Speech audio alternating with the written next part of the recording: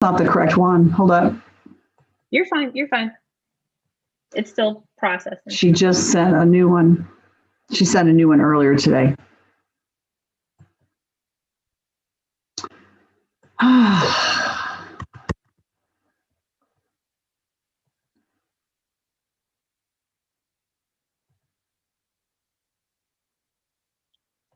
right, so just FYI, we are live on YouTube.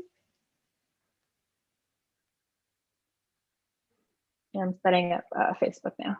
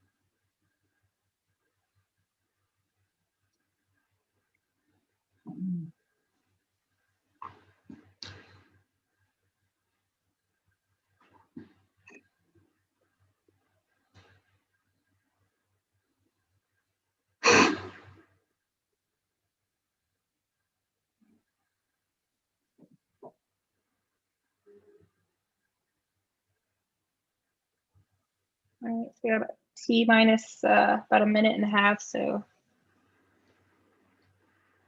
I'll hit go right at 12:30 and give you guys a nod.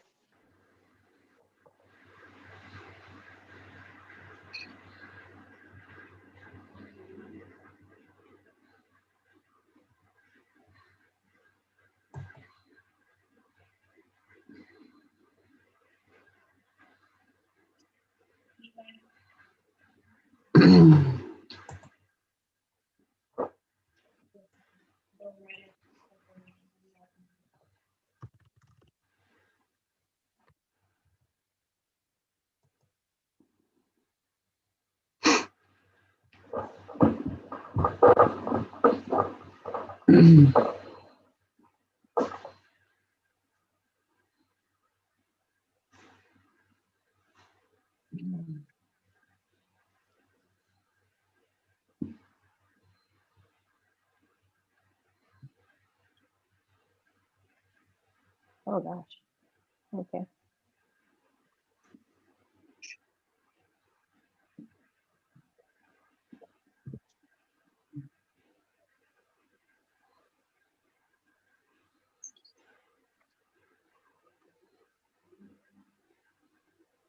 All right, I'm going to hit live and I'm going to mute myself. You guys can go give it about 10 seconds. All right.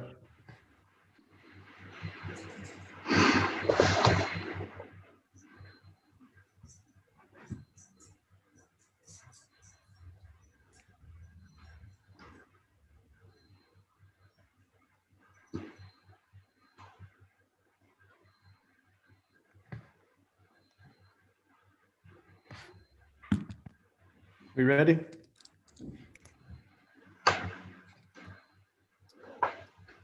Welcome everybody to our Monday, November 9th CMS metrics dashboard walkthrough. Before we turn it over to Kathy Elling, we'll just state that this dashboard is the first to have to reflect the fact that we had K through 5 in addition to the exceptional children and the pre-K students for last week, the first full week of grades kindergarten through 5th grade. So this will reflect that, this data will reflect that, as well as This is the first week. Because of those increased numbers of students, we now feel more comfortable sharing the school by school breakdown, which Kathy will get to after going through the overall dashboard. That school by school guide will show how many cases among students have been confirmed in individual schools, as well as among staff assigned to those schools. And we will also address at that time how we are defining and demonstrating the numbers for staff not assigned to a specific school. With that, I will turn things over to Kathy, and we will walk through the metrics dashboard for the week ending November 6th at 6 p.m. Thank you, Patrick. Good afternoon, everyone. We're going to walk through our current data metrics. So I think I've shared before, at this time, we receive our public health metrics from our county health department, and for the period ending on Friday, we are averaging 136.2 cases per 100,000. You see that reflects in red. And the positivity rate currently is 7.2%. Last week, it was hovering in the sixes. Monitoring cases at schools. We have, or schools with cases, my apologies. At this time, we have 42 schools that have had one case in the last week. We have no quarantines over 25 individuals. We do expect quarantine numbers to be a little higher should we, as a result of a positive case, because we want to make sure that we are capturing everyone who was in close contact per guidance from the health department and CDC. Cases in a school, this reflects a number of schools that had 2 or more cases in positive in the last 14 days. This is our rolling number, and you'll see here we have 10 schools with 2 or more positive cases. We have no school clusters, and that is really, I want to emphasize that again. A cluster is 5 interrelated cases, and we have none at this point. Also want to highlight that we have 5 schools that have 15 or more active quarantines as a result of a positive case. That is not surprising, given some of our classroom environments with some very unique circumstances with students with disabilities. So that number right now is 5 schools. Going on to operational metrics. Child nutrition is operating at 84%, meaning we have 84% capacity. We're staffed. Bus transportation routes are staffed, but this also includes our staffing number, and that is at 84%. We are seeing an increase in transportation vacancies and leaves, combined leaves, and that includes both leaves related to COVID and our standard leaves, FMLA. Custodial is solid at 93.7. You see that's in the green. And our nurses are hovering at 75%. School readiness. This assesses, are the schools ready for the next phase of in-person instruction? And we are staffed at 96.5%. You'll notice that our school facilities, middle schools are next up. And right now we are 85.3% ready. I want to emphasize that, as you see in parentheses, this refers to classrooms. The 85.3 refers to the classroom teachers need to make sure their classrooms are set up appropriately. All of the other school facility metrics around signage, PPE, hallway markings, they are all in place. And then finally, as noted in previous weeks, our PPE, infection control, and our health and safety are holding solid in the green. So I want to stop sharing that and then pick up for you our at a glance.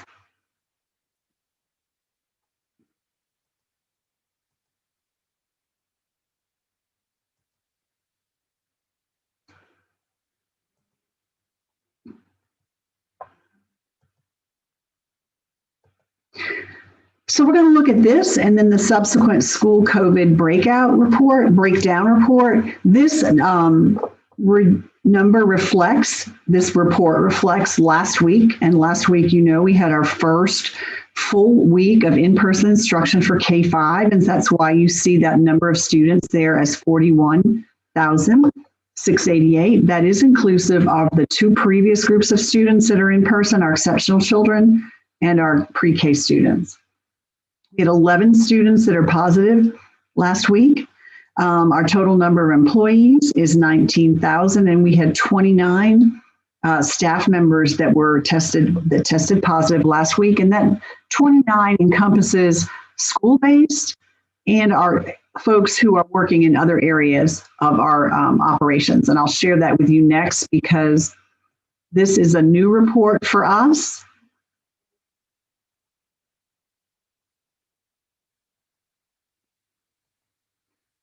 And you will begin to see this report highlighted every week, and you'll see that we will be breaking down where cases are occurring for the week period. So this was October 31st through November 6th. And then we're just going to simply list the schools for that time period that had students that had a positive case, where students' positives were, and where adult positives were. And we will update this weekly, and you will have a run of the schools for where we are trending for positive cases for that week. I also want you to know that this right here is district sites. And in the version that will be posted, there will be additional text here, which refers to what do we mean by other district sites. And that simply means non-school-based employees include transportation, maintenance, and central office staff members. So you will see on the one that's posted some additional language there. I guess what I'd like to close with, we are noting positive cases. We believe, based on our analysis, that these cases are not occurring within the school building, but they're coming from external, outside the school building and coming to school, number one. And number two, I want to highlight that our parents have done an exceptional job of keeping us up to date when they have a positive case. And also the screening process, parents are taking that very seriously, making sure that children are healthy before they come to school and completing that screener prior to them arriving on campuses, which is immensely helpful. It helps us keep everybody safe. And Patrick, we're already into this current week and things are going well. So I'll kick it back to you. Thank you, Kathy. And I'll just add some more clarification because I don't think that we can say it too many times, just to make sure that everyone, all of our families understand that the symptom screener is to be completed every day, just so that we can keep track of this and make sure that we're following that as closely as we need to. So every day the symptom screener should be completed as students go to school before they get there. The other that I would clarify, again, the other district sites, as Kathy mentioned, those are for staff members not assigned to a specific school. And she mentioned some of the categories of employees that includes. It could be transportation or maintenance, or those working in the central office in those functions, and others just not assigned to specific schools. For all staff who are assigned to a specific school, those positive case numbers are included in the number with that school's name listed. And the final thing, in the version that will be shared of the dashboard, the version that we saw discussed, these were, again, just as a reminder, every Monday when we do these walkthroughs, it is for data ending at 6 p.m. the previous Friday. In this case, that would be the 6th. So we will clarify that as it's posted by 1 o'clock. That middle school teachers in that readiness form are continuing to prepare those classes. That's why that metric is in the yellow, and the language that I think had shown on the screen here reflected from last week that teachers would return soon. But we would say in the present tense, middle school teachers continue to prepare their classrooms. Just those clarifications. Thanks everybody for joining us. Thank you, Kathy, for walking us through these metrics. And all of this content, the at a glance, the school by school, and the overall district metrics dashboard will be posted on the CMS website by 1 p.m. today. Thank you. Have a great afternoon.